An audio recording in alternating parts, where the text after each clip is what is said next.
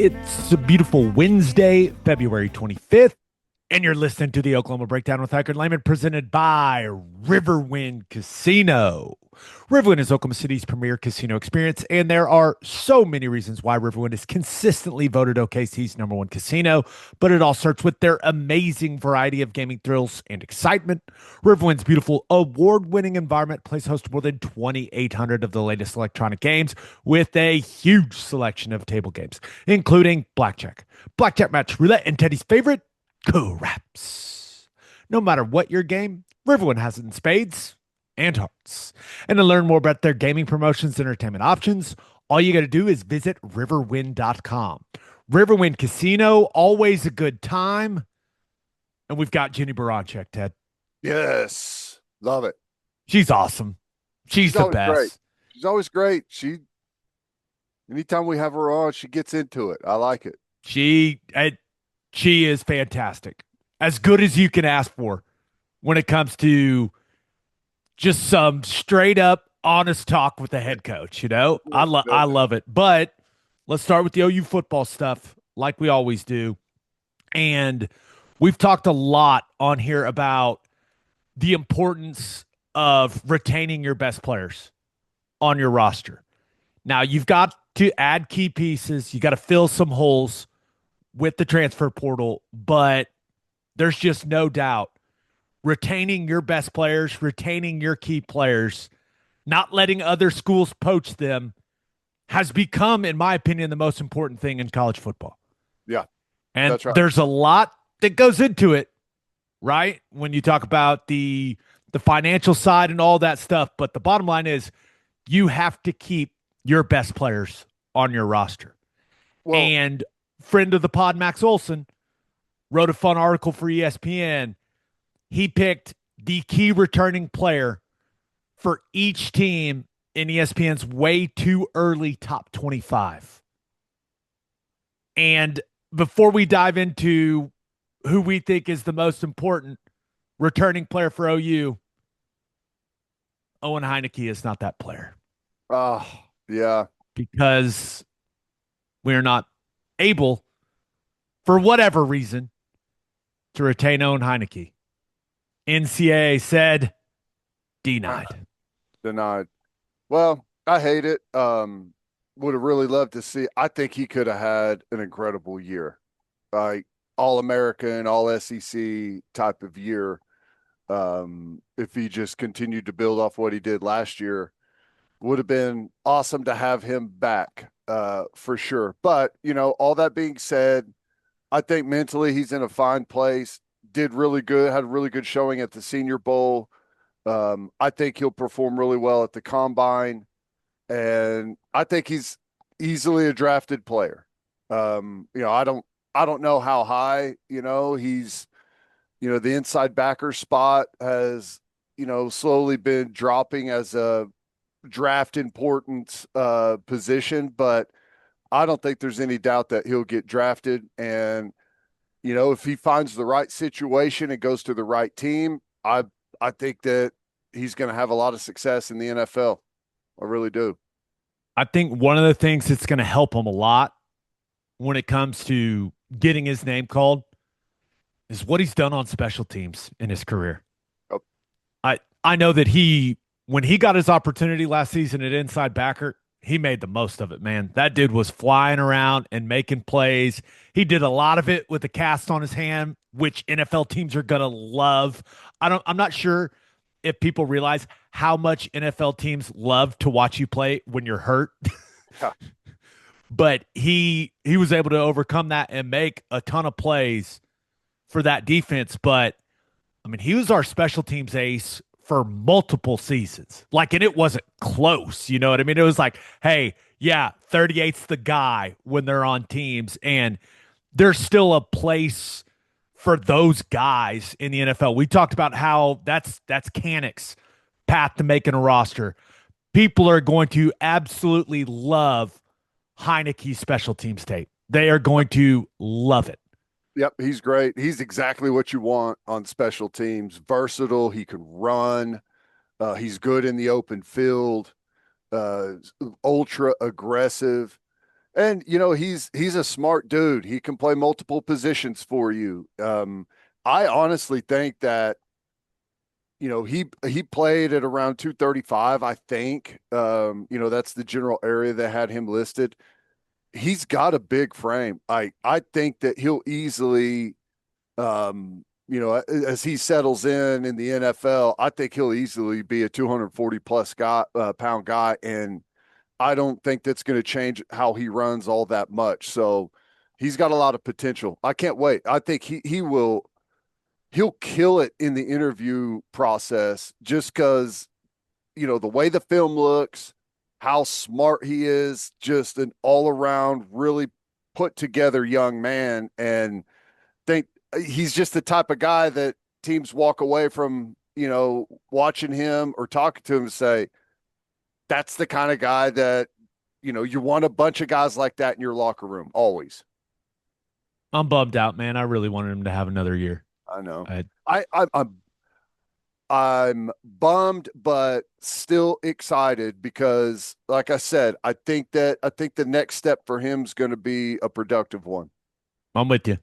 I think he's going to play football for a long time. I'm not worried about the guy. I'm just, me being bummed out's mainly, selfish. Yeah, it's like I wanted him to play for the Sooners another year. I enjoy watching the guy play, and maybe most importantly, like, he's the type of guy I want representing OU football. Like, he's about all the right stuff, says all the right things. Like, those are the guys that this fan base loves and get behind. And like, I think that's exactly what Heinecke was.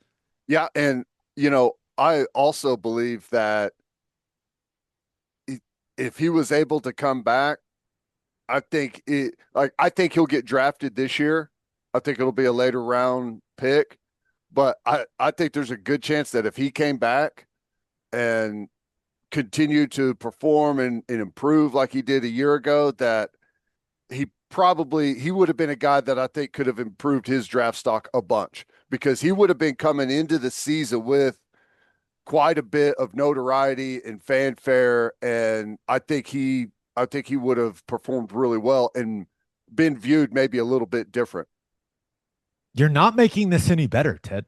I know. That's not helpful at all.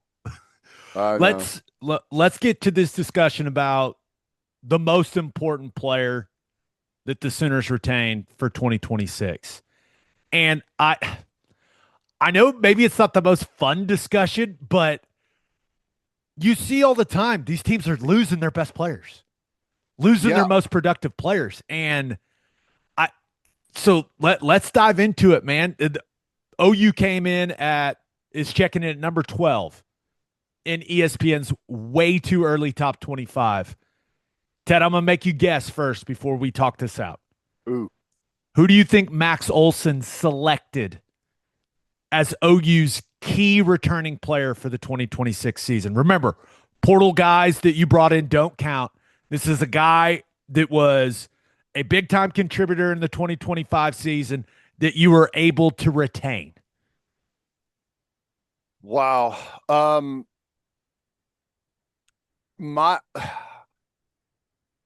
David Stone.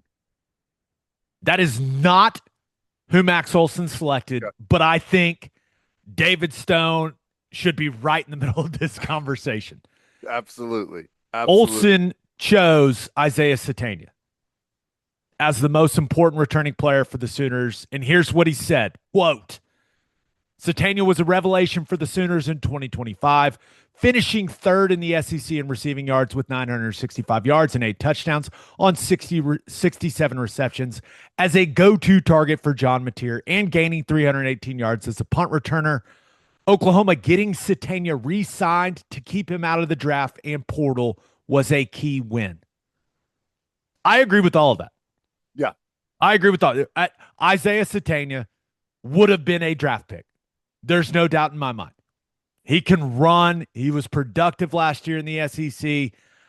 There's no doubt he's a draftable wide receiver. Getting him to come back was huge. But is he the most important? What do you think? This is an interesting discussion, Ben. Well, it's always incredibly important to get production back and continuity and what he meant to our offense. And I it kind of sounds like you're downplaying the importance if you take someone else. But like my reason that I wouldn't pick Satania is because I think that wide receiver is a more plug and play type of position, kind of like we saw Satania.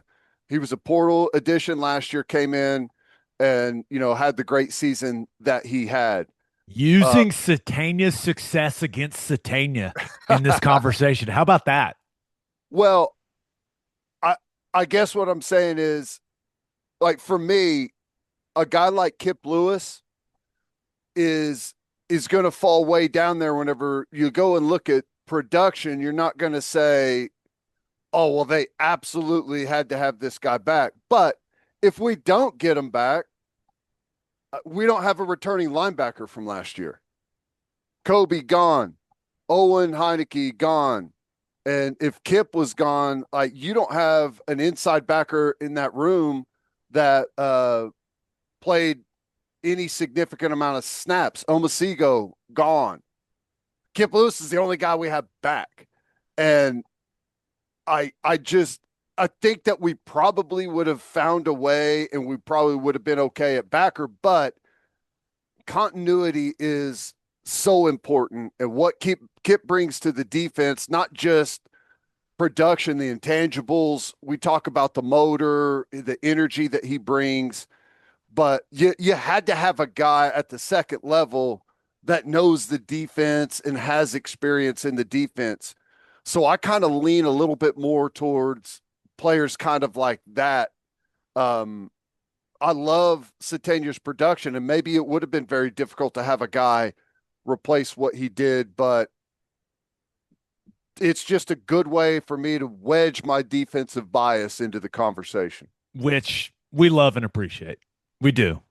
I I think there's different ways to look at this discussion because you kind of need to look at everything when it comes to retention. All right, what's the positional value of the player? Mm-hmm. How much are you paying the player? Like, what are they taking up as far I as think it's a lost conversation in this because when we think of, well, this team doesn't have any money or they're not spending money in the transfer portal, I everyone forgets that you have to re-sign all your guys every year. Like the guys that played really well for you, it's not like they're just locked into these deals. You got to renegotiate all of that. So I just little reminder that the only money you're spending is not transfer portal money. I I'm with you. So it's in my mind, like you got to look at the value of the position and how much you're having to pay that person to retain them. And then you got to compare it to if you lost them, what do you got to go pay someone to get them out of the portal? You know what I mean? Yeah. The So markets are different. so you've got the position value and the NIL value that comes with that. You've got production and then potential production. And then there's like a small the vibes, like one of the guys' vibes, like how does he contribute in that way to the football team? And that's hard to measure. And I think you also you factor in that there's like a public perception piece of this as well. Like if you lost this guy, how bad would it look? You know what I mean? Oklahoma can't keep their guys. Yeah. That's the so you got to weigh all of that. And ultimately, as I was thinking through this, this is there was one question that I was like, this is how I'm going to frame it. This is how I'm going to pick my guy. What guy on this roster would every other team trade their guy for? And I think that's where it becomes a little different of a conversation. Because for Satania's fantastic. He was awesome for us a year ago. But I think there's quite a few teams out there that go, no, we like our guys at wide receiver. We're good. I think the guys, and Satania's in the conversation, don't get me wrong. But when I framed it that way, hey, what teams would go, no, I want that guy. You can have our guy. I think the discussion is Fasusi, Taylor Wine, David Stone. And I know that it didn't go great once he came back from the injury a year ago, but I still think there's a lot of teams out there that would like to have John Mateer as their quarterback. Mm-hmm. So there's a lot of silent bullish feelings out there on Mateer, I think. I no think one there's wants a lot to talk him up a whole lot, but if he hit the market, you would see everyone dive in. There's no doubt. And maybe that's the answer. Maybe John Mateer's the most important player we retained because we're not paying him Sorsby money. You know what I mean? Right.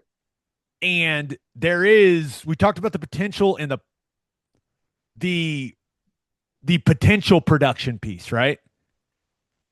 Mateer at his best is really dang good. If it can all come together. And I know after some of the performances we saw a year ago, like people are going, oh yeah, if. Mm-hmm. But if it all comes together, all of a sudden John Mateer's one of the best values in college football. That's a great point. Yeah. His deal, like if you start to compare it to what some people are paying for top transfer quarterbacks and probably retention of guys that played really well a year ago.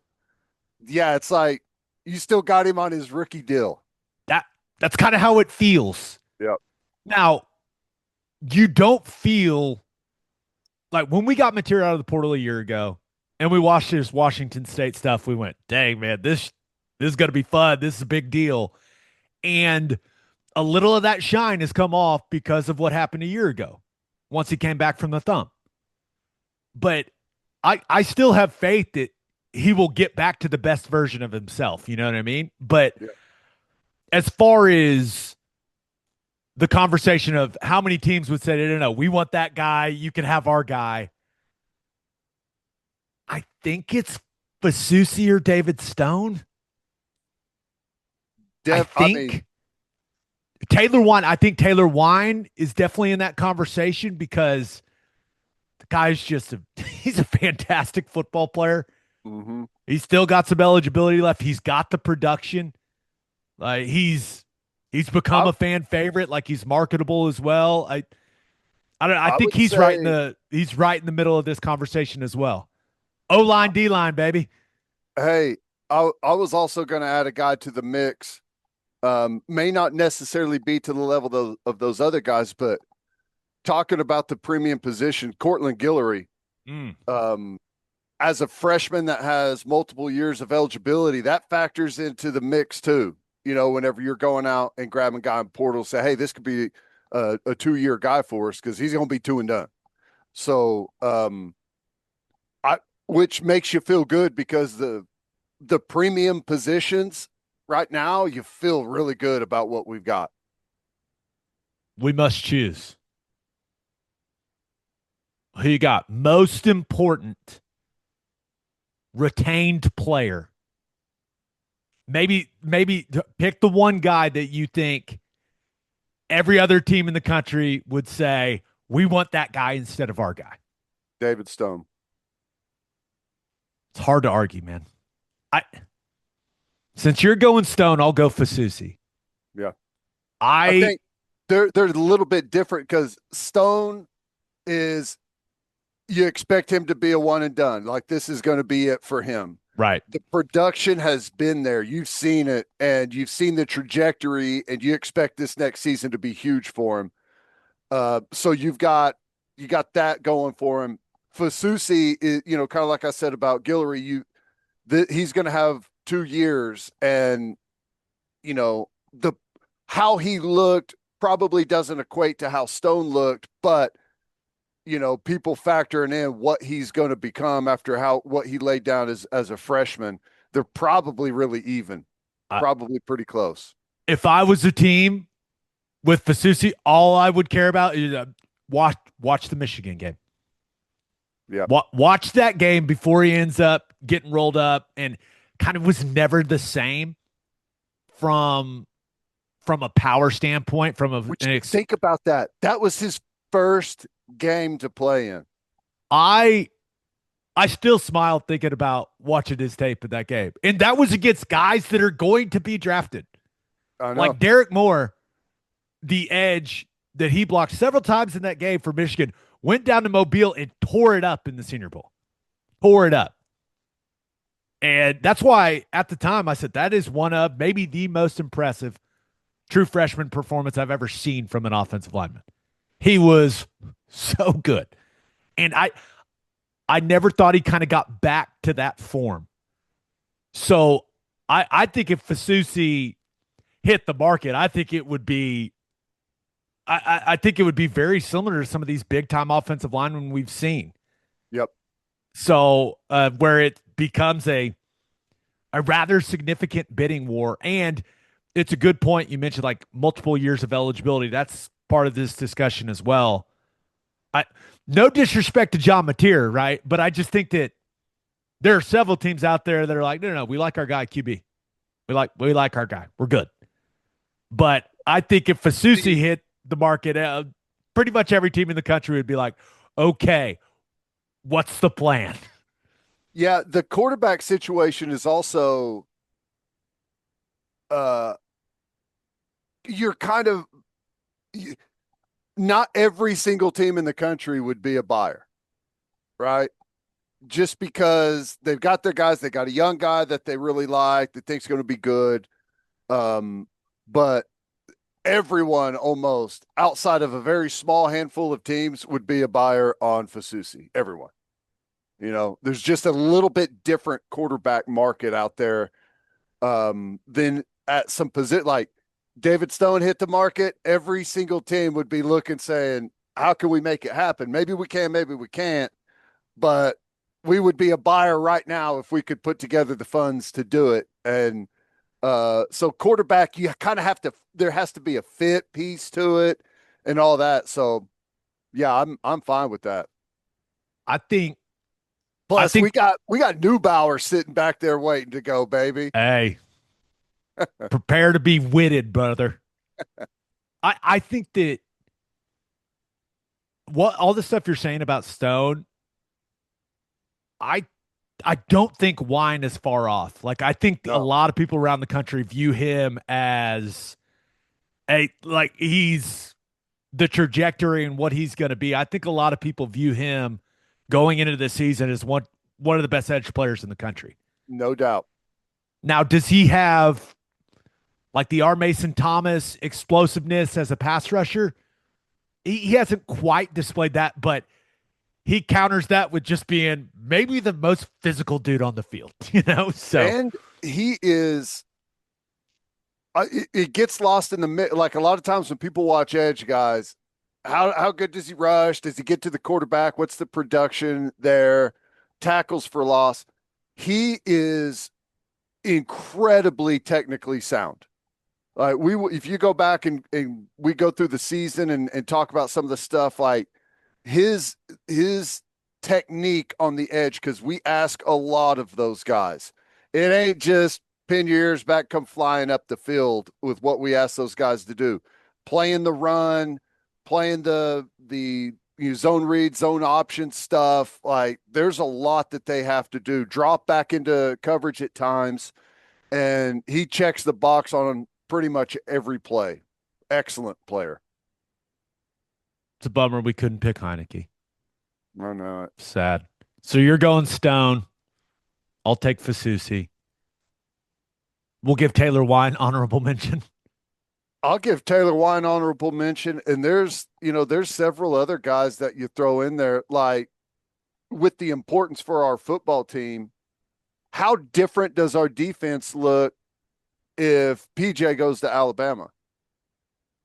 It's a good point. That was a big deal.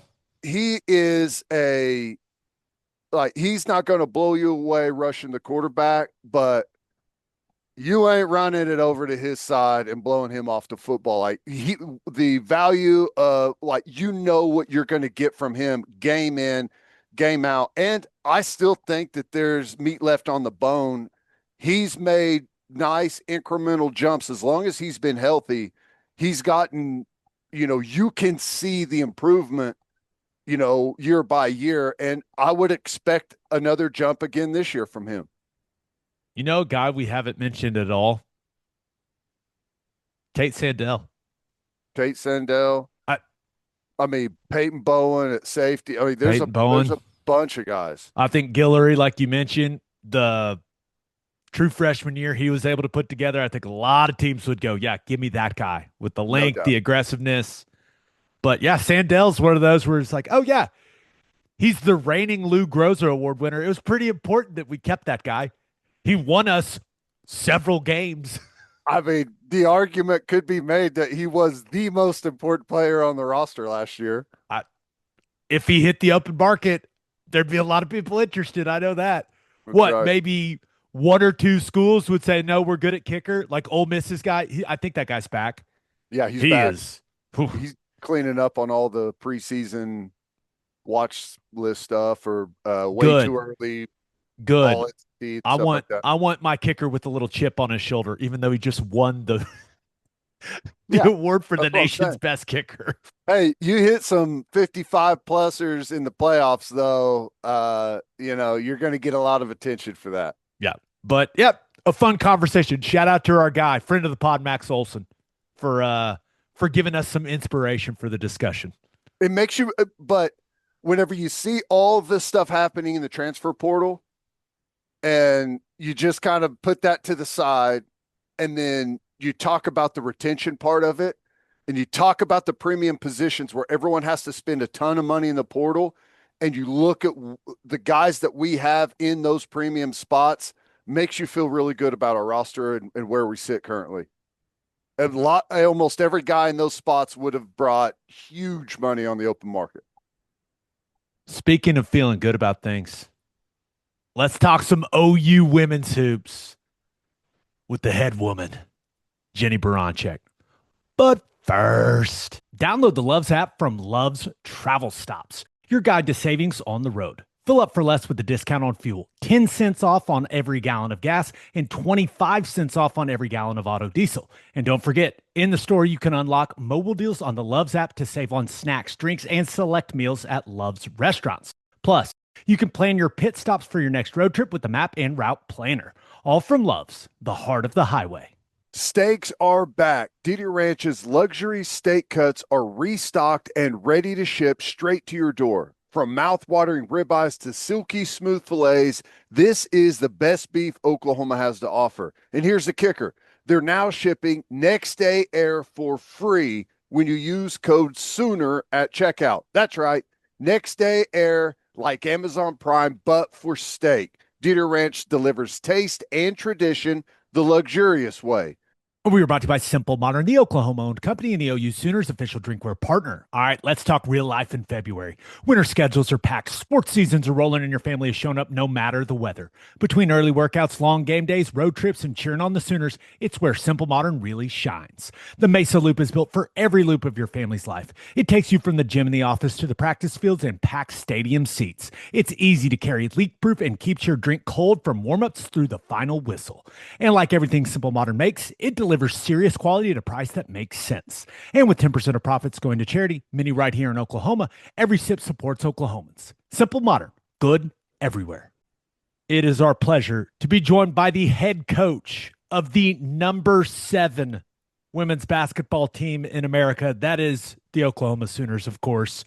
Jennie Baranczyk is in the house. Coach, how we doing? I'm great. How about you guys? I love doing this show with you. We love having you, Coach. I'm a little worried about you. I'm not going to lie. Now, I'm not worried about the team. But they got you a vegetable tray for your birthday. Yeah. And took the ranch out. No ranch. What is this? I mean, I get you. Hey, you want to be healthy, but it's your birthday. You don't even eat cake on your birthday, not even on the birthday. It was a little over-glorified, but funny, very funny. And, it was even more funny as we were sitting in the press conference before and they were asked, I was with Sahara Williams and Raegan Beers, and they were asked something about my birthday, and they're like, well, we had to have like a gift that like, in case we didn't play well, you can't give it to you. And then if you do, so they had it very well timed. It was pretty funny.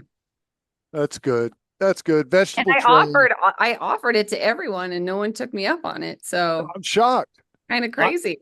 I know. I'm going to come clean here. I cannot be trusted around one of those vegetable trays.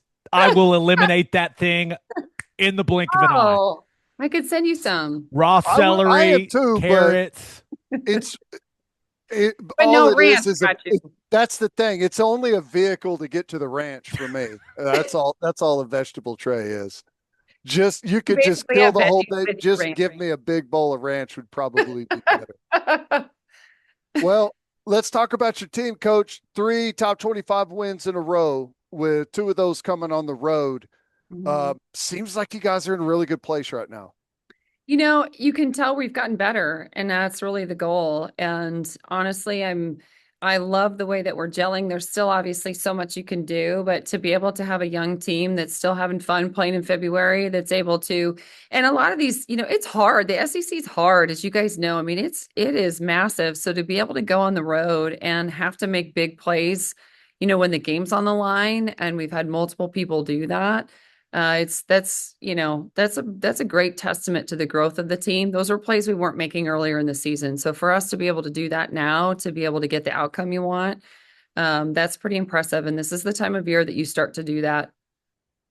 The Tennessee game, I felt like the balance offensively, what was it? Every starter with 15 or more points for you in that game is that like the best version of you guys offensively, the way that the ball was moving, the way that everyone was getting shots? I don't know. It just seemed like the way you want your team to play on that end. Yeah, no, I mean, balance is always a huge key for us. I'd like to not have half the game be free throws on both ends. I mean, it was one of those kinds of games. Coach, the last 5 minutes of that game lasted an hour. It was insane. I know. It was insane. I know. I mean, I know when they're sitting there talking about records broken and you're like, are these good records? Like, is this really like one that you want to have? But honestly, for us to be able to step up and make them when we needed to is also growth. But also, yeah, I mean, we want balance. We've always wanted balance. I think our teams are really good when we've had that. You take some of the big wins that we've had this season, and we have a lot of balance, and everybody shows up and everybody has to do their part. And I think that they've really learned how to be really consistent, and that's part of it. Now, it's also really easy to be consistent when the person to your right and your left are too. Then you can kind of lean on each other throughout the game. And so that's, I think, what we've really been able to develop. And you look at you take these last 3 games and you start looking at how many players have made plays, and it's not one person or 2 people that they can really key on. There's multiple people doing it. And so that's why those outcomes follow you. What are some of the things as we're getting close to the postseason here? You guys have 2 games left. What are some of the main things that you're emphasizing with your team, whether it's in film work, practice, like some of the critical areas that you really need to see improvement to get where you guys want to go? Well, from an intangible standpoint, we can still be a better team. We can still rely on each other more. We can still play to each other's strengths more. Sometimes when you're really young, you start thinking about what you have to do and not what you have to do for the whole, and not what you need to do for that person, or not, that kind of stuff. And so I think from that standpoint, you can see that we've grown. That's something we've got to continue to do, to put people in better positions. And offensively and defensively. Sometimes if you let somebody go by and our post gets a foul because of it, those kind of decide games sometimes. And so those are some areas we've got to really focus on from an intangible standpoint, is just to really lock into that team. And then defensively, we got to stop putting people on the free throw line. We just have to stop bailing people out, fouling too much. You're not going to win in the NCAA tournament if you can't guard somebody without fouling. And that's something that we have to be able to do. Our defense has gotten better. Our fouling has not. That's an area we've got to improve on. And then offensively, we just got to be able to finish around the rim. And obviously the 3 ball, I'm not worried about the 3 ball. It's got to just start raining in there though at some point, because we are good 3-point shooters, and the last few games we haven't been. And so the more that we can really capitalize in the paint, the more that basket just opens up outside too. So pretty much a lot of things. She wants to Lots of get better things. at everything. Everything. You know, Standard I mean, answer, I'm I a little guess, from a greedy, coach. but yes, yes, yes. So what you just said about the three is interesting to me because I know you want your team to shoot a lot of them. A lot of what you guys do offensively is, focused on generating threes, generating good threes. But these last couple games, I feel like I've seen Aaliyah Chavez be a little more selective with their threes. And like going back to the Georgia game, I loved how she was kind of just living in that mid range area because she shoots it at a really high clip. And I thought that was one of her most efficient games. She did something similar against Tennessee. I think she's only shot 6 total threes over those last 2 wins for you. Has that been like a point of emphasis, or is that just her adjusting to what these teams are doing against her? It's definitely more of what she's reading. I mean, I tell you what, if you come in the gym and you watch her shoot, you want her shooting a bunch of threes. You really do. I mean, she can just flat out shoot it. Listen, I haven't forgotten that overtime against South Carolina. Okay, that's the loudest I've yelled at a TV for OU women's basketball in a long time. I was going nuts. There you go. No, and I think what she's doing is she's just trying to read her team better. You can see there's a lot of areas that she's growing. We focused a lot on the high percentage shot, right? And so how do we get a better shot? Sometimes you pass up a good shot for a great shot. Sometimes your approach to the shot's different. And I think she's really trying to be as aggressive as she can be. And so, people are forcing her off that 3-point line too. I mean, they guard her. I mean, every game that we've played, they're game planning for her. They're trapping ball screens that they don't trap other people. They're rushing 2 people at her in a full court. And so she's had to learn and adjust. And we've had to too. You've had to be able to watch and say, okay, maybe this is going to happen. They've never done this before, but then they do it against her, or some teams, they're very consistent in what they do. Some teams change up in the game plan. The same thing that we've kind of faced with Raegan Beers inside. People guard the paint in different ways. And so you have to constantly be seeing and live learning as the game is going. You have to be able to read it. So I don't think her shooting the mid-range is because she hasn't necessarily shot the 3 well. I think it's because they're giving they're giving her that and she's taking it. I think she's made plays. I think she's seen it. I mean, she shot a great shot. She had to make a play yesterday in our game against Tennessee, and it was a step back 3, and it was the right read at that point. It didn't go in, but it was the right read. I don't need her second guessing the read, and I don't think she is. But I do love when she can attack, and when she gets to that mid-range, man, it's special. There aren't many players in the country that can shoot like her at that range. How much attention, maybe it's zero, do you pay to the bracketology stuff, the seeding that's going on? They were talking during the Tennessee broadcast that if you guys win this game, have a good chance of locking up a 4 seed. And I'm looking at it like, what are we even talking about here? I mean, you guys are number 7 in the country right now, but I imagine you start to get to that point, and maybe it's later in the SEC tournament, but hosting is a big deal. So I'm sure you want to get there, but is it just one game at a time? Is that where your focus is? It's always one game at a time. However, I will say what has been unique. How before, and I'm going to kind of go on a tangent with this question, because how before we were in the SEC, what you thought of the SEC, and now that we're in it, it's different. And so you heard people say that over and over. I would hear Don Staley talk about certain things, right? And with the SEC, or Kim Mulkey talk about things. And I thought, okay, who knows, right? And then when you're in it, it's different. This is an NCAA tournament game every single night, every night. The intensity of our daily life and every game is so high. And I don't care what sport you're talking about. I don't care if it's men's basketball, women's basketball, football, softball. It doesn't matter. There's just a difference. And when you have this league where you're playing top whatever teams every night, so for us as a young team who lost some early and some that, you'd really love to have some of those 1 possession games back with a team that's now kind of figured out how to win some of those games. Doesn't mean that you're guaranteed to have those wins, but you'd love to be able to put yourselves in a position, but you also probably have won those games because you were in that position. And we take that away and we penalize for good losses. We penalize for a tough schedule. We don't sit there and think about the whole picture or how many quad one opponents we're actually playing. And so I think that's what's been a challenge. South Carolina a year ago was penalized for playing a tough non-conference schedule and then going through the beast of the SEC conference. And so, we've had 10 teams in the top 25, and we don't want that many teams in the top 16 seeds. Like, that doesn't make any sense. I mean, we have multiple teams that are ranked in the top 12, so to me, that's what the challenge is. So as much as I try not to pay attention to some of it, there is a reveal. So there's something that's real about that we're still kind of fighting for that. And so you have to take care of business and you have to just get better. That's what I want our team to focus on. Some of the things that I might say, I think we need to wake up and really pay attention to our sport a little bit more. And the committees have a lot of power.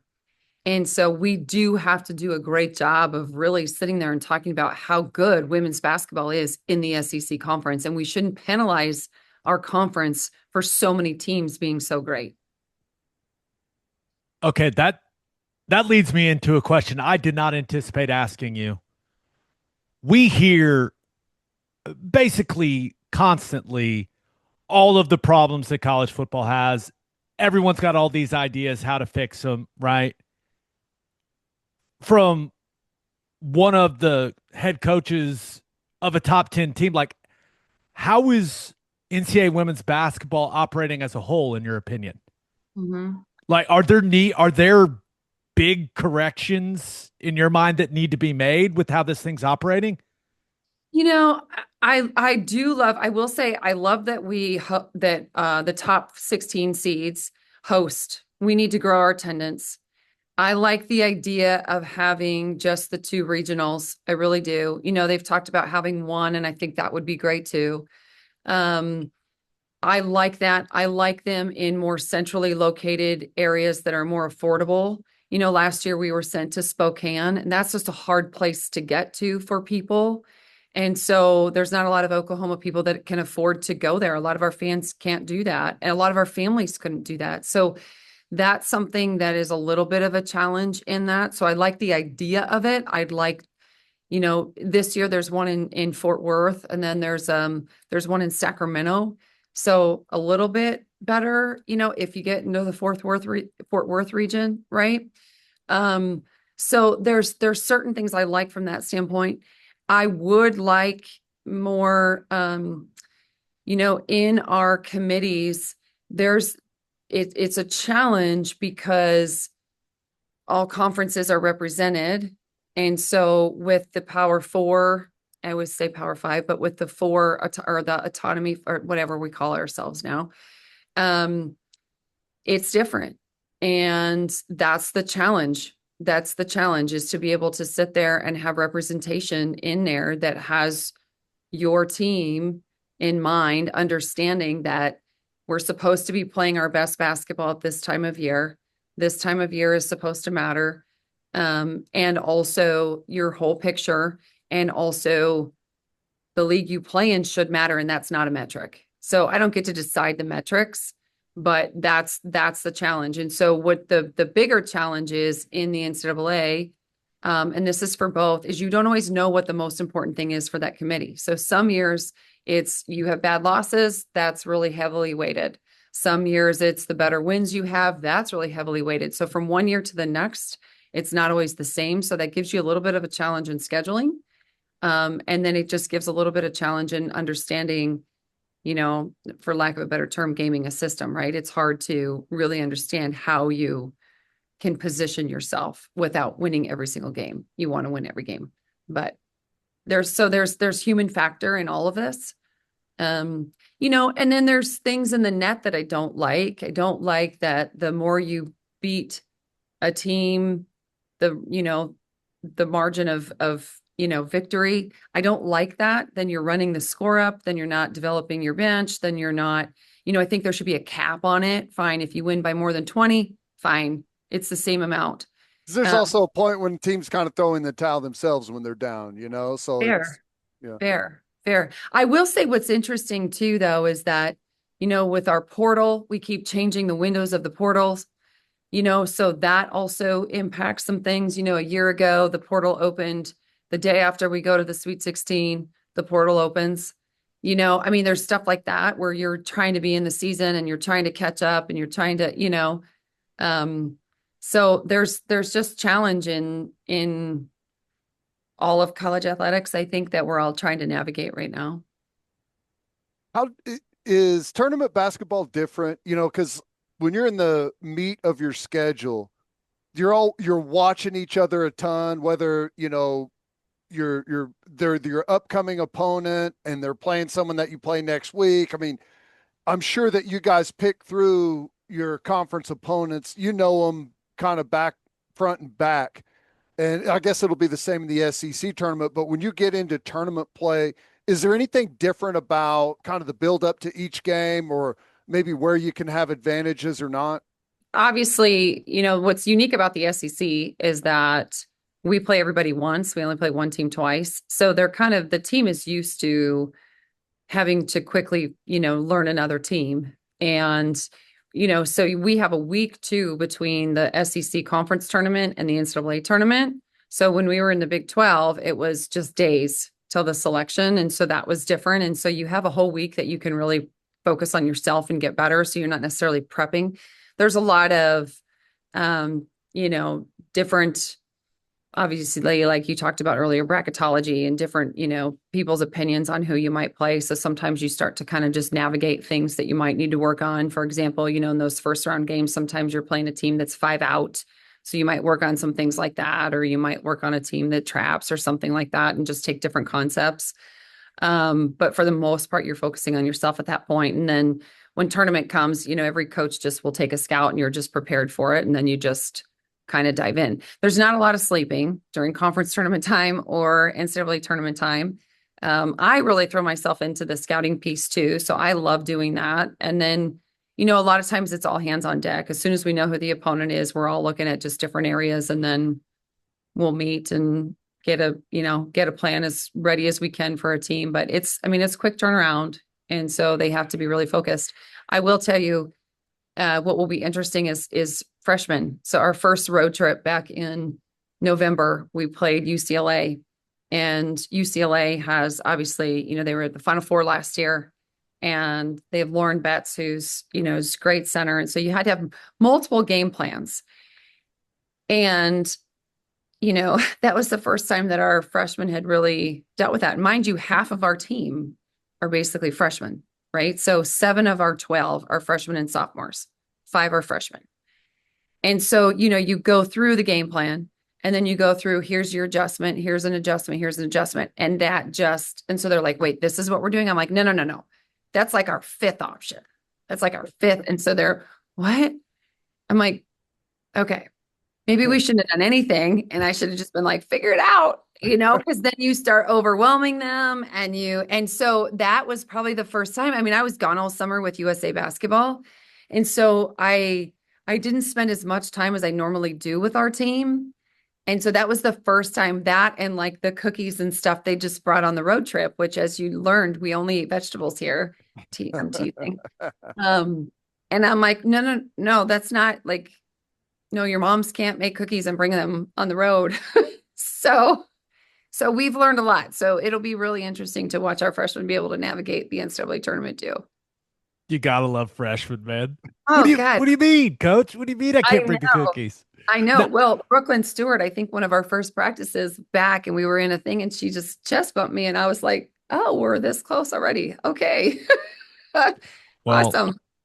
Brooklyn Stewart wants to bring some cookies on the road. I think she's going to be really good. Maybe just let her coach, We'll get you back to the interview. But first, Schwab Meat has been smoking the highest quality meats, hot dogs, and sausages in OKC since 1912. Go to schwabmeat.com to order any of Schwab's outstanding products and use promo code OKBREAKDOWN for free shipping on orders over $75. Schwab dogs are iconic. I like to keep it simple. Just a bun, dog, mustard, ketchup, Also, the jalapeno cheddar smoked sausage is ridiculous. SchwabMeat.com, code OKBreakdown for free shipping on orders over $75. Schwab Meat, the official hot dog of game days. And head to the garage for hand smashed patties, butter toasted buns, and ice cold beer.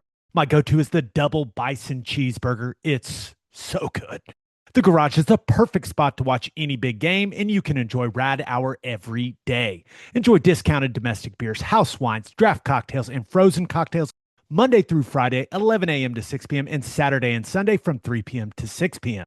Visit eatatthegarage.com to find a location near you or order online from the garage in your neighborhood. Insurica's launched a new digital agency introducing Insurica Direct. Whether you're in Oklahoma or anywhere across the U.S., they've got you covered. From small business insurance and health insurance for your employees to insurance for individuals like home, auto, and even Medicare supplements. Insurica Direct's got it all. Start your journey today at insuricadirect.com. Remember, at Insurica, we specialize in you. All right, back to the interview. Now, from freshman to you've got Thursday night and Norman senior night. It's going to be cool. Verhulst has been an absolute pleasure to watch. Mm-hmm. Raegan Beers is just, you mentioned consistency earlier. Like, she's been so consistent and so fun. Like, what do you think senior night's going to be like for you? Yeah, it's always the debate of, do you do it before? Do you do it after? Do you, all those things. And which we're going to do it after. So everybody knows. Last year, I tried to do it early last year, and Skylar Van just couldn't even collect herself the whole time. I'm like, well, I'm never doing that again, ever. I don't care. Like, we're never doing that again. It's not even going to be their last home game. Tell them to chill out. But you guys are going to host the first 2 games. Know. It's fine. Either way, I was like, I'm not chancing it again. Right. And so, and Sky was so like, she just could not ever get fouled out. It was just a mess. Now, obviously, when she played against Iowa, her last real home game, like to your point, she was phenomenal. So it was fun to be able to at least have that. But no, they're just a really cool group. Like, so Beatrice Culleton is in that class too, and she's just been a good leader for us. And she was one of the first people that came here, and she stayed, and she's going to be this incredible ambassador. She's going to go to medical school here at OU. She's just a cool person. And then you have Peyton, who, she was kind of our first kind of, big transfer that came, and she came from Louisville. And I've known Peyton since she was wearing rec specs in 7th grade. I recruited her when I was at Drake, and she's a little bit probably too much like I was at 20, which isn't always good. And yet, like, you love her like she's your own kid. Like, I'm looking at her and I'm like, my own kid's going to end up being like that, but I love her fire. I love her competitiveness. I love how sweet she can be. And then just, she can turn it as a herd protector for our team. And so that's, it's not final, right? So that's the nice thing, is it's not the last game. You still have more games, so it's not final. And then you have Raegan, who really took a chance on us, in the portal, and everyone in the country was begging her to come. She only left Oregon State because the Pac-12 dismantled, and it comes down, and she's looking at Connecticut, for crying out loud, and these great, great teams. Everybody wants her, and she chose us. And I remember Sahara Williams at Rudy's at our radio show. She made a comment. This is a year ago. She goes, man, and as soon as I saw that Raegan Beers was coming, she goes, I knew I had to up my game, because, man, if we were going to play on a different level, then I had to get better. And she's just had that impact on people since she's been here. And so we probably won a little faster than maybe we were supposed to. But it's because obviously they're great players, but even more, it's because they're these great people that believe in other people. So that's the legacy I think that they're going to leave, is they just had this really cool belief in this program, and then the women that are in it, and have really elevated it because of that. So, I try to keep my emotions in check as much as possible, because again, you're not done. It's a game first. But we'll have plenty of time to be able to celebrate them. But they've all got, a special place in this program forever, and especially on my heart too. Well, I imagine, Raegan Beers coming, and, get Chavez. But her brother coming. How about Raegan Beers? We need him. We need him. We need all the tight ends. Tell him We he need better them be all. good. Yeah. He's got a family reputation to live up to. That's no right. pressure, Rocky. Right. A lot of flagrant fouls lately. Sorry. Physicality, brother. Sorry, Raegan. Toughen up, Raegan. Toughen up. Toughen up, Rocky. You got those. You're starting to get the elite players in. Are you seeing the response that you hoped whenever you took the job, and like with the recruiting and building up the brand and getting the response out there around the country and the attention around the program? Totally loaded question. You know this, right? Because I took the job in April of 21 and everything changed in June of 21. So your plans have completely shifted and changed the way that we've organized everything. So do I feel like we're where we want to be? No, because you're never going to feel like you're ever where you want to be. Do I feel like there is great attention on this program? I think there's better attention. I think there is, from a recruiting standpoint, I think we've been able to attract some high level players. We're still trying to navigate that from a depth standpoint. But we've had, some great opportunities to have some great women. I'd love the engagement of our fans. I think that part has been so amazing. We've gone from people that have come to watch to people that have come to participate. And they're in it and they're standing and they're cheering, and you can feel the energy when you're in there and you can feel the energy when you're on TV. We just want more people.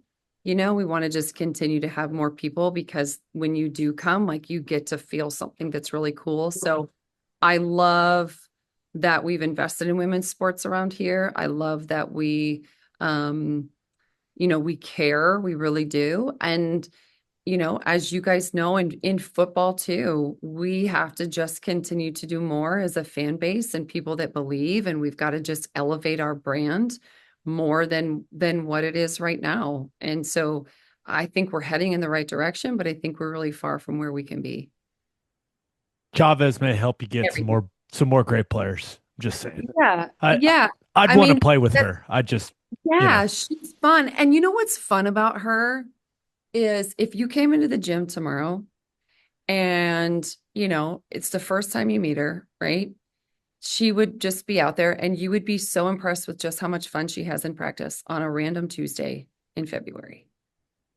And she smiles on her face. And if you came out to shoot on the floor, she would be like, all right, let's play horse. Like, she just loves playing. Like, she loves playing every day. She comes with a smile on her face every single day. And she's got a lot of stuff, there's a lot of stuff outside because she's a freshman. There's a world, people, as you guys may or may not know, people are not always nice. And she just really doesn't. I mean, she just comes in and she wants to be the best she can for and with her team. And she likes everybody and she trusts everybody. And she's, I was just telling the people on ESPN this the other day, because I was like, this is Aaliyah. This is her as a freshman. We're at Alabama. It's like a 2-possession game, right? There's like a minute left and she's bringing the ball up the floor. And I'm like, oh my God, she's going to get a 10-second call, right? So I go, hurry, go. And so all of a sudden she just, goes crazy. And it's like, and I'm like jumping on the sideline, like, not yet. Don't shoot yet. I'm just trying to get you, I'm jumping. Peyton's, limping because she sprains her ankle. She goes over, she grabs the ball from Aaliyah and then she gives it back to her. And Aaliyah looks at me and I'm like, okay, well, now you do have to go, So she goes, she makes a play, makes a huge shot. And they come down, we end up fouling and they're shooting free throws. And she runs down to me. And I said, okay, I just need you to get over in 10 seconds. And I said, and then, this is when you need to set this play. This is what you need to do. And she goes, oh, and she just throws her arms up, starts laughing. And I'm like, this is a big game. This is like a big moment. But that's the kind of joy she just plays with, where she's like, oh yeah, okay, now I know what you were saying, and you're like, that's her in February, just trying to navigate how to get better. And that's my favorite part. And I think that's just a microcosm of our entire team. I think they're still having fun. I think they're still getting better, which is also, you can't have enough fun You just can't. And you have to bring the fun to the game. I mean, it's still toughness. It's still discipline. It's still, you got to get better. You're still competitive, but you got to bring that to the game. You can't let whether or not the ball goes in the hole decide whether or not you're having fun or if you're making plays, because then you're too tight. There's still young people at the end of the day, and the money's, it's coming. And it doesn't mean that you're now a $5 million quarterback, or you're because people are going to throw out numbers that they don't really know anyway, right? You can't, I mean, everyone thinks we paid her millions, right? And so you don't just turn into that, right? They're young people that are trying to navigate life, and they're trying to see all these things. And we got to give them a little grace, and we got to really promote growth. And because these young people need it, they need resiliency, and they need grit, and they need to learn how to grow, and they just need to, it's not all about winning. The winning will find you when you take care of everything else. And so I think that's where we're trying to navigate. So that's why I say, we're not quite there yet, because the winning hasn't found us quite yet enough. And hopefully it will. Senior night against Arkansas on Thursday night. Back to the seniors. And then, let's be real. You guys are going to host first and second round. Sooner Nation, we got to give these ladies a true home court advantage. I'm not worried. The fans are going to show up. They're going to show up, especially the NCAA tournament. That place is going to be packed. It's going to be rocking. I can't wait, Coach. Appreciate you guys. You're the best. Thanks for the time, Coach. Boomer. For all of us Sooners, there comes a time when we need help. We need someone to fight for us, and that Sooner is Jeff Marr at the Marr Law Firm. If you are battling cancer or any other life-threatening condition and your insurance carrier is either slow playing or outright denying your treatment, use the law to get the medical care you need. Marr Law Firm believes you shouldn't have to fight your insurance company while also fighting for your life. Go to see Jeff Marr at the Marr Law Firm. They turn victims of insurance bad faith into champions. And 3 things matter in banking: service, service, and service. And First Fidelity Bank's commitment to exceptional service is more than a promise. It's their foundation. FFB has been by your side for over a century, and they are honored to be a part of your journey. Banking isn't about where you've been, it's about where you are headed. Open an account at an award-winning bank today at ffb.com. At First Fidelity Bank, we go where you go. Bishop McGuinness Catholic High School represents a tradition of educational excellence in Oklahoma City. Grounded in a faith-based education, Bishop McGuinness offers a college prep curriculum that includes 26 AP courses, participation in OSSAA athletics, and numerous clubs and organizations for students to join and grow. If you want to provide the best possible educational and spiritual development for your children, contact Bishop McGuinness Catholic High School or visit bmchs.org. Financial aid is available.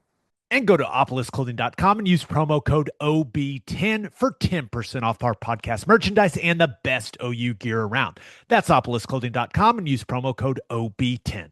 Buttery soft and 10% off. All right, time to finish up with our winners and losers of the week. As always, Ted, kicks off. Who do you have as your winner of the week?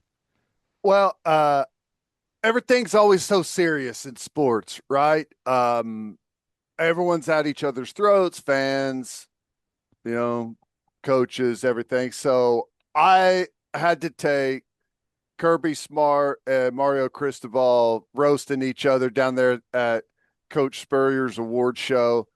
That was fun to see, because basically almost all of the jokes are kind of what all the fans are thinking and saying, right? A lot of NIL humor thrown in there. Lot of turnover at some head coaching spots with some Florida jabs between Cristobal and Smart down there at Spurrier and the folks at Gainesville. I thought that was really lighthearted and fun. Although, Kirby's got, he takes it pretty serious. There was a moment there I was like, I don't know if he likes this all that much.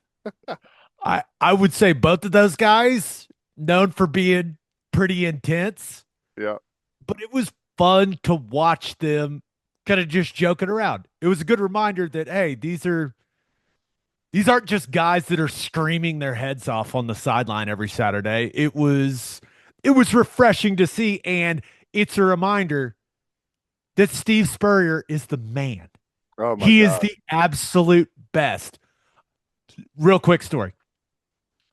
When I found out I was at the National Football Foundation Awards in New York City, and when I found out that I won the Werfel Trophy, and the first call I got, and I did not have my phone on me at the time, was from Bob Stoops and Steve Spurrier, who were both at Florida with Danny Werfel, Yep. who obviously the Werfel Trophy is named after. And I still have the voicemail that they left, and it is it's like a prized possession of mine. Like, it is so funny. It was kind of late at night. I think the Couple coach pops. I think coach and Coach Spurrier and Coach Stoops have been having a good time. But it is like, he's the man, dude. He's hilarious. You need to save that. You know how like you self-custody Bitcoin in like a wallet. You need to save that to its own wallet or something so you never lose it. It's on my old phone. I know exactly where it is. But it's one of those things. Spurrier, I honestly just wish we had a little more of that in college football. Yeah. Just some people that had a little more fun. I know it's very serious. I know these coaches, there's so much pressure to win. The system is extremely stressful now. It's getting even more stressful. So it's hard for a guy to be keeping things light, especially if you're not winning at a really high clip. But that's what makes Spurrier like one of a kind, man. That's what makes him a national treasure. Coach Stoops, some of Coach Stoops' stories about coaching for him down there are so funny. Like, I think it was his first year. I don't remember the teams, but I think they were going to play Tennessee, and Peyton Manning was, at Tennessee. They had a bye week, and Coach Stoops is like just chomping at the bit, trying to work, nervous about the upcoming game. And Coach Spurrier like forces him to come over and go like float out in the ocean. So he's like, I'm sitting there, I'm floating, and Spurrier's just like, "What's got you so tense, Bobby?" you know. Well, I kind of feel like I need to be working right now. Oh, we'll be fine. We'll be fine. That Manning kid's not. He's good. He ain't that good. We'll be all right. But It's hilarious. it was fun. I will say, Kirby and Mario, they left a couple in the chamber for each other. It could have gone to some interesting places, but I'm glad it didn't go there.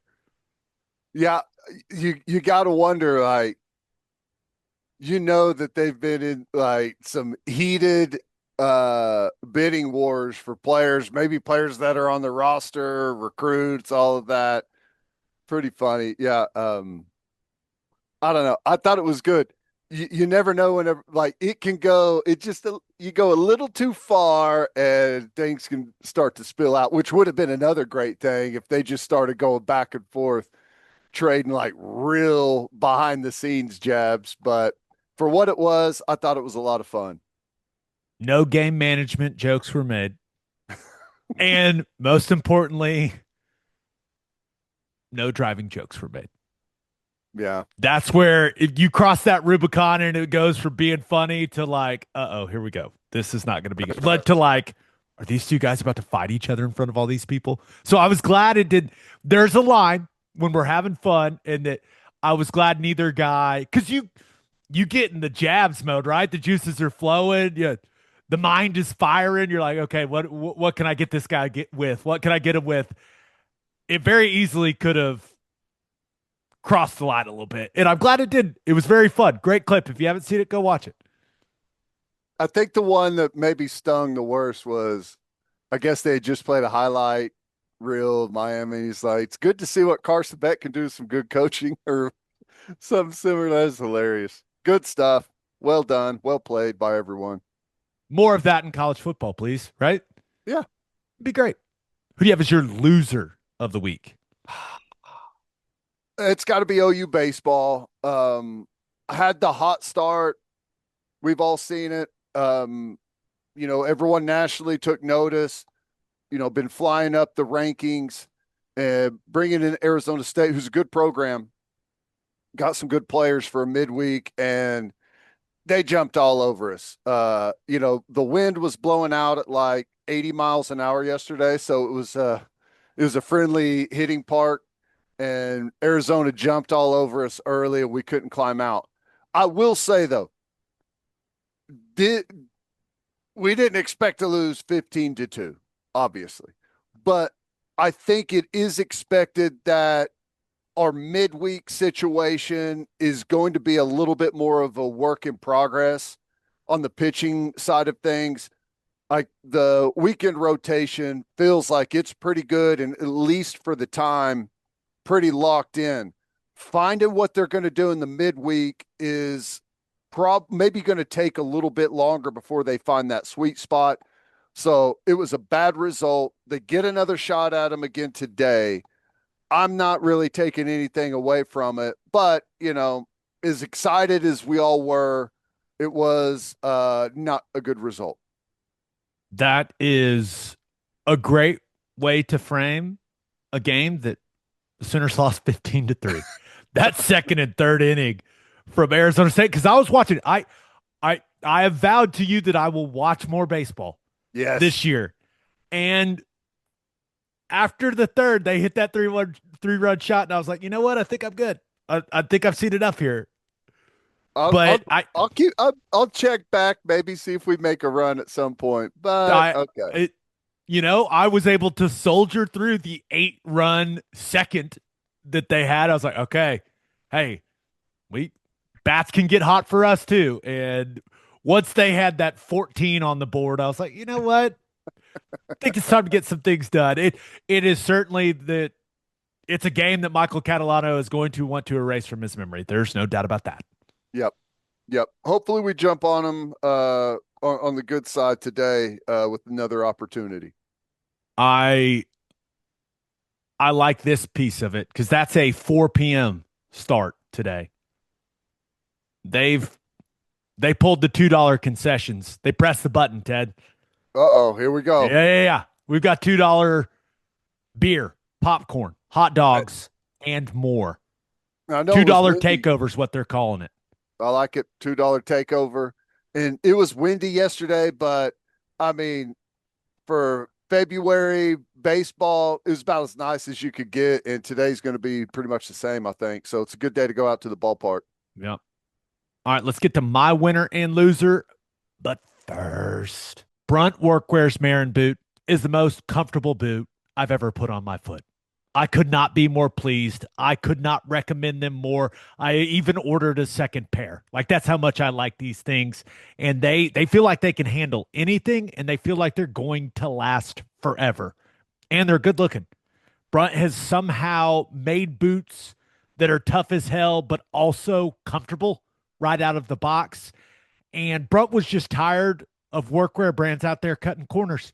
You work too hard to be stuck in uncomfortable boots that don't hold up. So they built something better. Boots that are insanely comfortable and built for any job site. And for a limited time only, our listeners get $10 off at BRUNT when you use code OKBreakdown at checkout. Just head to bruntworkwear.com, use the code OKBreakdown, and you are good to go. And after you order, they'll ask where you heard about BRUNT. Do us a favor and tell them it was from this show. Guys, it's time to make the switch to the Ridge wallet. Go to ridge.com and use promo code OKBreakdown at checkout for 10% off your order. The days of the super fat wallet that hurts to sit on are over. Make the switch to this sleek modern design that can hold up to 12 cards and cash. Love this little elastic band that the Ridge wallets have. And Ridge has over 50 colors and styles to choose from. Ridge has free shipping, a 99-day risk-free trial, and a lifetime warranty on all of their products. This is literally the last wallet you'll ever have to buy. Ridge wallets have RFID blocking technology that keeps you safe from digital pickpocketers as well. Get 10% off at ridge.com when you use code OKBreakdown at checkout. That's ridge.com, code OKBreakdown for 10% off. After your purchase, they will ask you where you heard about them. Please support our show and tell them we sent you. All right, for my winner of the week, give me the Oklahoma City Thunder, baby. Went to Toronto and got another win without Shai Gilgeous-Alexander, without J-Dub, without AJ Mitchell. 116-107. And, dude, the fourth quarter, it got very, very stressful, and then it was very, very fun. That was quite the emotional roller coaster for Thunder fans in the fourth. They were in complete control of the game heading into the fourth quarter. Had this massive run in the third. Ted, it's 98-80 going into the fourth. I was sitting there going, oh, I get to enjoy watching my squad coast to a really good road win without our two best players. Fantastic. Undermanned. What a treat. And the Raptors had other ideas, dude. They hit us with like a 21-3 run, and all of a sudden there's 4 minutes left. It's 101. I'm like, how did we get here? But the Thunder, they did what championship squads do. They respond. They punch back, hit the Raptors with a little 9-0 run, finish the job. Cason Wallace is awesome, dude. This was a game where you got to see him like as the primary ball handler and initiating the offense, and you went, dude, how are other teams not watching this going, we need to get that guy? Because at some point, like, how many guys could you pay the max, you know? Yep. And it's hard it'd be hard to watch what Cason Wallace just did if you're one of these other teams that needs a guard and go, yeah, we should pay that guy a ton. He was, in my opinion, and I'm not a basketball expert, but he was the best player on the floor. Like, by a lot. Mm-hmm. I mean, getting to the rim, finishing at the rim. He went 4 of 5 from three, and one of them was like a snatch back between the legs. Guy goes flying by. It just buries three. I was like, oh, my goodness. Yeah, I saw that one, and there was an audible noise that came from the living room when I saw that one. That is one where you go, ooh, dang, ooh. But so he did that, and then I thought he passed the ball really well. He had 7 assists. I mean, the guy was the best player on the floor. And it was really fun to watch. And overall, I continue to choose to believe that all of these reps, all of these situations this team is going through without Shai Gilgeous-Alexander and without Jalen Williams, it's going to end up benefiting them. Because, like, you're watching the lead slips away.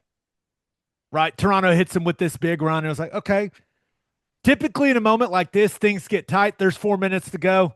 Shai's going to have the ball. Jalen's going to have the ball.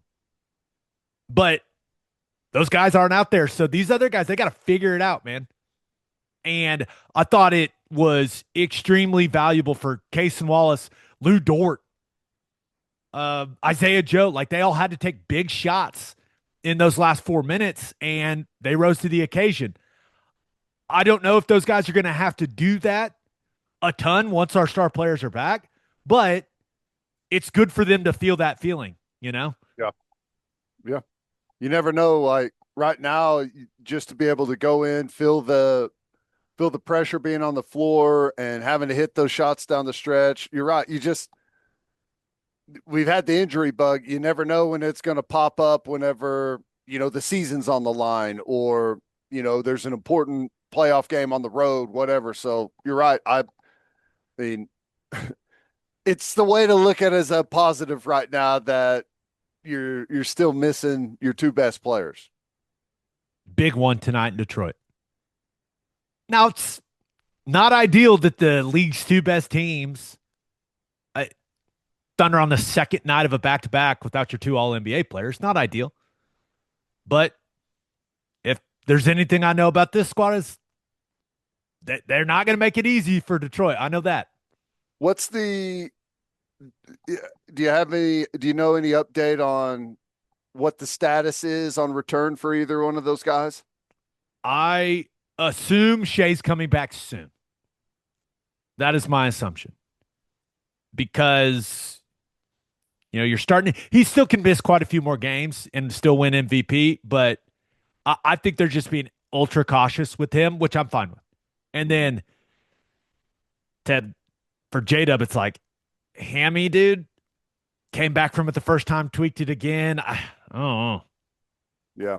Be careful, right? You just Yep. ultimately, yeah, you want to be the 1 seed. You want to have the best record in the league so that you have home court if you make it to the finals. That's duh. But nothing matters if you don't have your best players in the playoffs. What's crazy is it feels like when was the last time that J-Dub was just totally 100% healthy, not dealing with effects of something from the wrist, or it just seems like he's been battling through some type of nagging something for a really long time now. Yeah, like early last season. Yeah. But which, it makes you incredibly hopeful about what it's going to be like for him whenever he gets past this. But the other part that kind of hangs around is I hope this doesn't become an extended trend for him.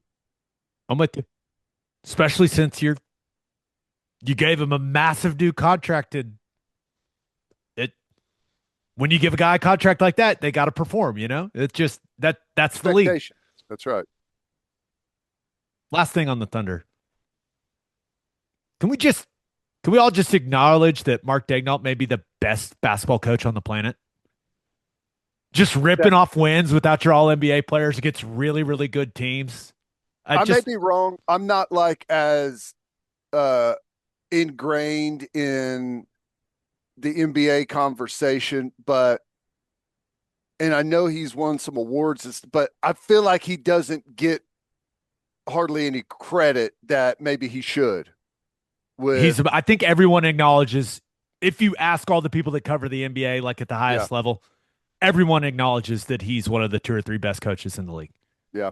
I guess it's just that he's not one of the established, really popular coaches that have been around for a long time, maybe that you just don't hear his name as much. But he's the man. Yep. He's the man. The guy is coaching his buns off this season because of all the guys that have missed time. For my loser of the week, I'm going to take Auburn basketball. Yeah. Because one does not simply walk into the Lloyd Noble Center and walk out with a win, Ted. That's right. Porter Moser's group controlled the entire game, man. I watched it from tip-off to final buzzer. 91-79 win, led by double digits for nearly the entire second half, the last 16 minutes. Never wavered.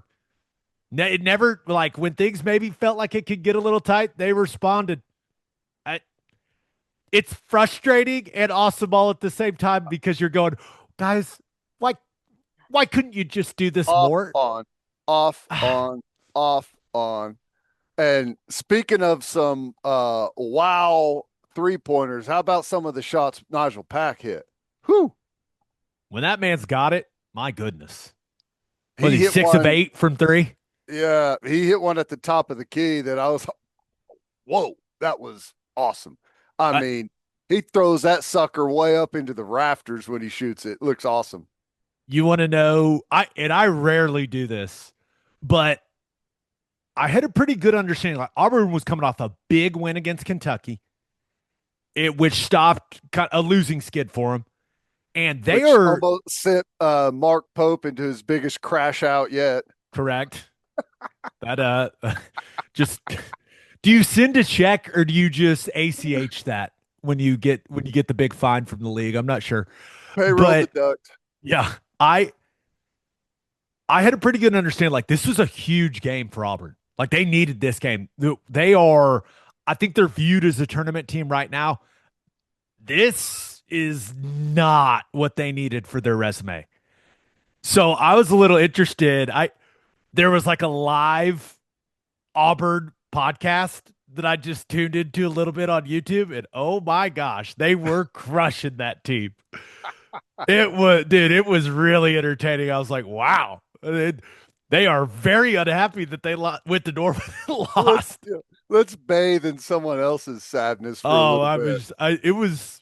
I very rarely do that, but I was interested. I was like, man, that feels like a very significant loss for Auburn. So I just typed in Auburn, Oklahoma basketball, and there was a Oh, there we live go. live stream going of an Auburn podcast, and man, they were on the cliff, dude. I was like, oh, guys, but they were talking about, hey, we need to do, maybe someone needs to, whoever's doing our perimeter defensive game plan, we got to change it. That person needs to be fired. We need to Total change up the reset. lineups. It was getting dark on that thing, man. It was Well, it was fun. It was entertaining. But hey, McGee was great. yeah. Really big game from McGee. Efficient games from Reed and Brown. I thought their shot selection was solid, better than some of these games that they've lost in SEC play. Just a whole lot of good, man. A whole lot of good. Almost to the point where it's frustrating. There was so much good I because know. of some of the losses that we've seen this team accumulate over the season. That's the bad part. That's I hate whenever I get into that mode where it's they're playing. It's hard to enjoy whenever they play really well because you sit there thinking, well, where was that last week? Right. Where was that whenever throw whatever game you want to in there, but it just still goes to show that when they're on and they're hitting shots and they put some good stretches together, they look really good. But then there's times when they look really bad. It's Jekyll and Hyde in the truest form. They handled a tournament team. I was shocked to hear that whoever was calling the game, I don't remember who it was, saying that they were, had the conversation about whether or not they still have a chance. I was kind of shocked to hear that Lenardi's still saying that they have a chance to make the tournament. I'm like, I Don't give me hope. I know it's like how okay, well, maybe it's better that I've already just kind of launched that away and am no longer considering it, and they can just creep up and put a run together. But they'd have to do something exceptional in the tournament. So we'll see. Yeah. We'll see what happens. They're at LSU on Saturday. The win moved them to 4-11 in SEC play. They're back to 500 overall, 14-14. But I will say the season has gone poorly. We all realize that. But you got to give Porter Moser and those players a little credit. When things go as poorly as they've gone, sometimes you'll see guys just pack it up, pack it in. Yep. And to their credit, and I know the season has not been a success. No one is saying that. But I respect the way that these guys have played. And I respect the way that Porter Moser has coached. Like, you cannot watch an OU basketball game right now and go, I don't think Porter Moser's very into it. Right. I think he sees the writing on the wall. I think he's accepted his fate. No one can watch an OU men's basketball game right now and say that. And I appreciate the effort. I appreciate the buy-in. I respect those guys for still playing hard and, entertaining me. It was a lot of fun to watch him play well and beat an Auburn team. I enjoyed it. I don't know what Porter said in like the little pregame huddle, but his head was moving in there quite a bit, and the guys were like smiling and laughing. It was good to see that there was, despite what's gone on, still some good energy, and went out, and no matter what, you play better when you're having fun, and it felt like that they were having fun out there. So credit for that. Lenardi said, hey, there's still a chance. So you're telling me there's a chance? I know nothing. Let's not do it. Let's not do it. It'll be too painful. They just rip off like 5 wins in a row. It is a conversation because, it's the conversation that everyone everyone kind of knows, but you don't talk about it a whole lot. It's a real weird situation. I'm just going to be real with you, Ted. Mentally, I have already prepared to put all my basketball energy into women's hoops and then the Thunder, like leading into their playoff run.